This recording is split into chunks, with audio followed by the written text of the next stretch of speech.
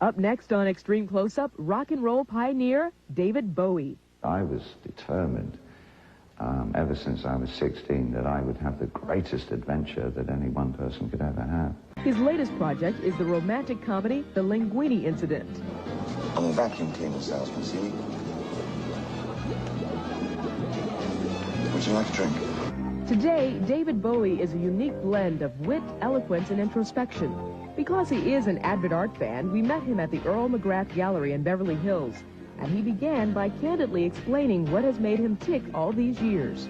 I was so scared of becoming as charismatic as a glass of water that what I really wanted to do was sort of push the envelope of experience. And that indeed put me in some very dangerous and volatile situations. Again, that I look back on with, these days, with a sense, I think, a sense of humor. But it was very important for me to expand what I thought I was doing. What I thought I was doing was expanding my horizons and seeing just how near to the line I could get. Not that my advice is worth that, but I wouldn't advise it as a context for growing up in. One loses an awful lot of good values, time, sanity, brain cells. And brain cells never grow back again, you know. I would imagine my brain looks a bit like Swiss cheese. You've been associated with drugs, occultism, homosexuality, bisexuality. Trisexuality. Was this... Ask me what trisexuality is. What is it, David? I'll try anything once. Boom, boom. Okay. Karen, I'm sorry. No, it's fine. But, I mean, obviously it doesn't bother you that you have been associated with these things. Was it part of your mystique, or is there any truth to it? Well, the mystique came about, I guess, because of all that. I mean, it seriously was. I was determined, ever since I was 16, that I would have the greatest adventure that any one person could ever have. And I set my sails in the general direction of uncharted waters. And I put myself through everything, absolutely everything that came along. And to this day, I cannot believe that I've survived a lot of it. But is that all behind you now?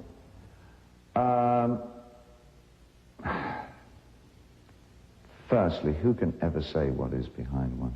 What I used to do when I was young, as all young people do, is to manifest my experiences.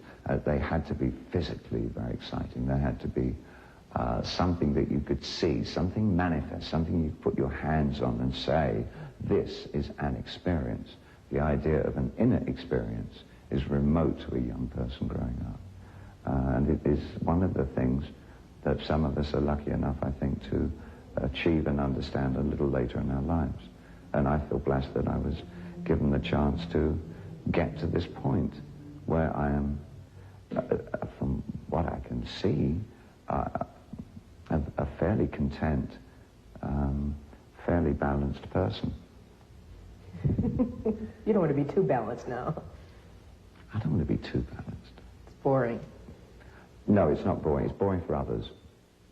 But it's not boring for oneself to be balanced. That's something else. I'm not living my life for anybody else but me now. That's good.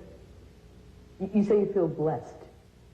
Is there a system or a religion or a spirituality that you believe in?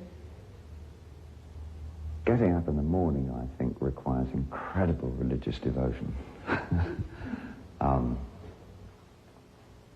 Well, I always thought it was luck that I got through everything, but thinking back, I was blessed. I think the luck ran out a long time ago. Oh, yes, I have an unshakable faith in God. That's what you're asking, yes. That's what I'm asking. Absolutely. One of your most popular songs is Changes, wondering if there is a point in your life when your need for change became too much.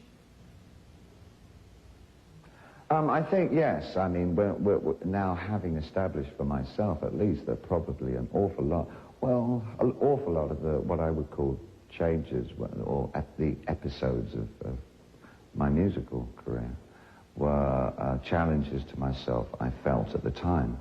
I still believe that to a certain extent. I love to be challenged. I love to feel that I'm stepping on new ground, that the ice beneath my feet is probably very thin. I think there's nothing for me more enjoyable than that any second I could crack it and just plunge through and drown. That for me is very exciting as an artist. However, at a personalized level, I think a lot of it was escapism, like a continual chase, a continual hide and seek with myself. That's the simple answer to that. So it was called Changes then. I guess these days it would be transitory episodic intervals, which is not such a catchy title, really, is it? No, it's kind of difficult to say too fast. You can't say it. Transitory? Yes. No, it doesn't. It doesn't work in the studio. I can't buy into that, no. But you're more, or are you more interested in stability nowadays? You know, what I'm interested in is understanding how to maintain a balance between wild enthusiasm and deadly seriousness. Up next...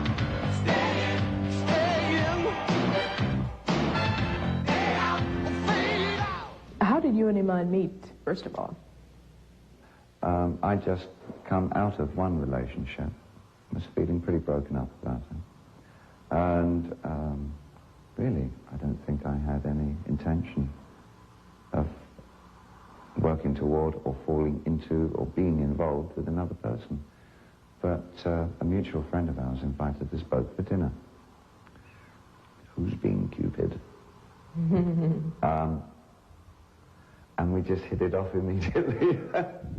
It really was blush at first sight. Oh, that's sweet. It was. We had, in fact, met on several occasions before, but it was just sort of at the social level, and one of these fast, oh, how do you do, and that sort of thing. And I do remember that the first time I saw her was at the theatre in London. She was walking, I was already seated, and she was walking down the aisle. And it was just the most wonderful vision walking past. I thought that has to be one of the most absolutely classically beautiful women I've ever seen in my life. And I think I'll marry her. So did she? No, I didn't. I mean, it was just, I'd only seen her from afar, sort of like that. You're getting me all tongue-tied now. Well, it's nice. I like it when a woman makes a man like that. So Iman has an effect on you. She certainly does. And probably will continue to have that effect at the end of my days. People hear you talking about Iman, and we all know how gorgeous she is, and she's a lovely lady. That leads me to something else. And then, after the dinner, over the ongoing weeks and months that we were getting to know each other, this whole depth of humor and fun and intelligence and brightness and perceptiveness and just old-fashioned good sense just made me fall in love with her. Because beauty's one thing. Beauty's only deep skin. Absolutely. But a mind that is receptive and curious and full of humor is the most attractive thing in the world. For me, anyway. I've heard the story, but for those who have not heard the story, why don't you, if you don't mind, telling us again how you proposed to Iman?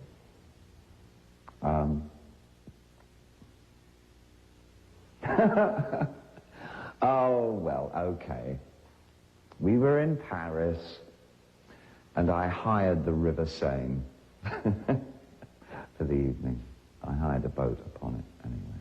And we had a candlelit dinner for two, all on our own. And as we were going under the bridges and passing some of the most romantically oriented architecture in the world, at night, I proposed between dessert and coffee. Why did I make that choice? I don't know. And she accepted. Very simple. It's very lovely. It was very lovely. I know she has a daughter, Yes. and you have a son. Yes. Do you think you'll ever have children together?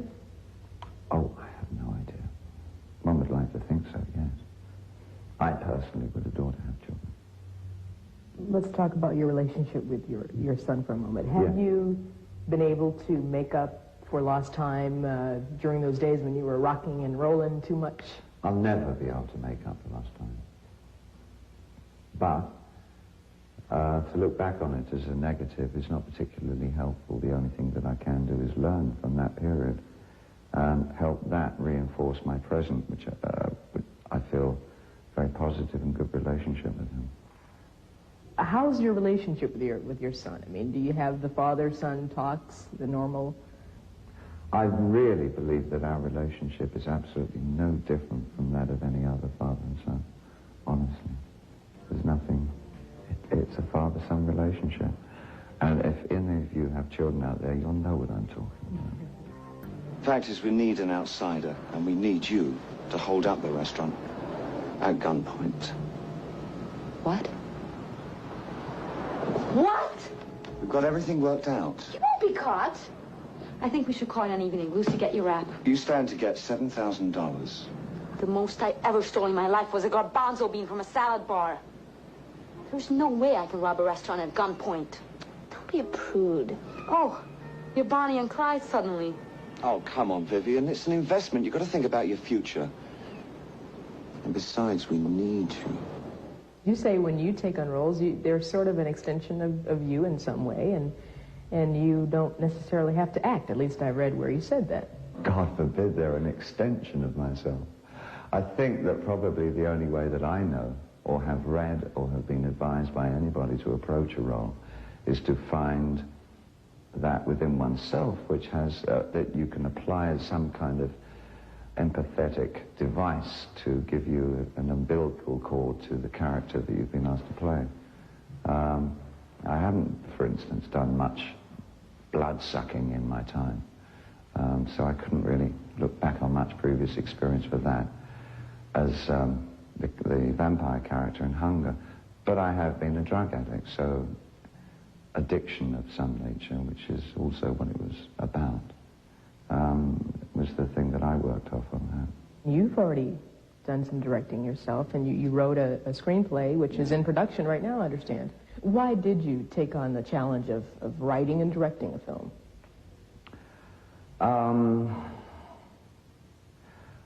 Storytelling.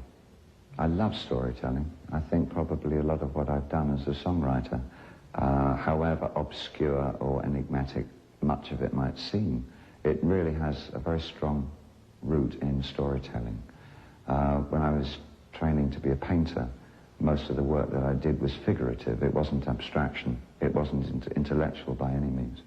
And I think once one has the tools of one artistic trade, which in my case were the tools of a painter, I applied the same thought process and creative processes to music. And now in turn, I'm going to hazard those same tools in the area of film. Where does your love for storytelling stem from? Is it from childhood? Parents told you lots of stories? Surprising people. You tell a story and this happens and then this man went there and he meets this girl, but the conclusion is, wow, and there's a big surprise, and I like that. I like surprising people. I also like imparting information. That's something that I've always adored doing. I think I would have loved to have been a teacher had I not been an artist of some nature. I love sitting somebody down, and it's very superior, but, well, and saying, did you know? Which means I'd imagine you also like to learn. You also like to... I'm a voracious reader. I take every opportunity, any given time, to look at something new, something I'm not used to, something that will add to my meager knowledge of life, yeah, all the time. Because I hear you'll have like 4 books sitting around that you're reading at one time. Yeah. You know, I mean, same period of time. Yeah. But I'm not very retentive, so I have to usually generally read them twice. No, why do I don't, am I not surprised that you're not retentive sometimes? You know, I could see David getting bored. Okay, next. I cram. I often over cram. I put too much on my plate at one given time.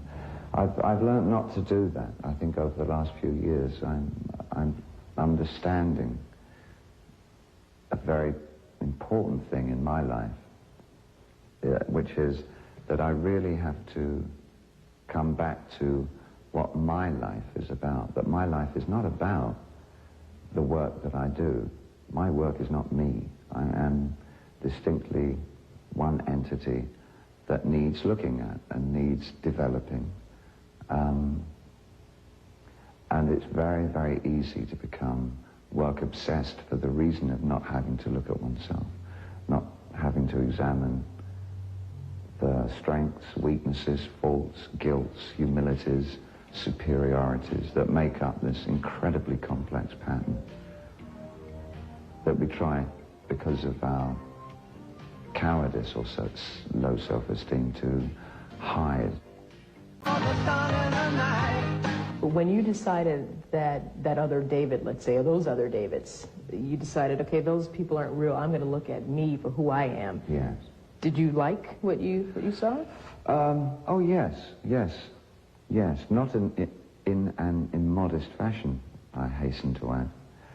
But it took me a long time to get to like myself.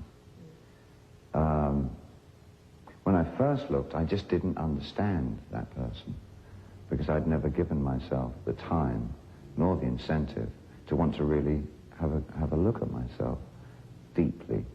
I think the first intrusion into one's own inner conflicts is not the most pleasant of experiences. But working through them can really be one of the greatest adventures of one's life. And it takes a certain amount of bravado and need and a realization that you are missing out on life. You're missing out on your own life. You are probably creating hazards and disturbing experiences for others around you. And the house must be put right. Finally, David, what would you say is the essence of your makeup? The essence of David? I'm very pleased you asked me that. In fact, we start the campaign to bring it out in canister form in September. Rather like, you're probably familiar with white linen, very attractive room spray. Well, this is very similar. What happens is that when you spray the room in it, anybody in it becomes a schizophrenic. By the way, I want to be the model. I know Iman's a model, but I want to be the model for the essence of David, all right? Well, I'll, as you say, have to ask permission on that one. Well, tell her I said hi, by the way. I certainly will. It was a pleasure talking to you. It was a great pleasure to be talked with. Okay. Thank you very much. Thank you.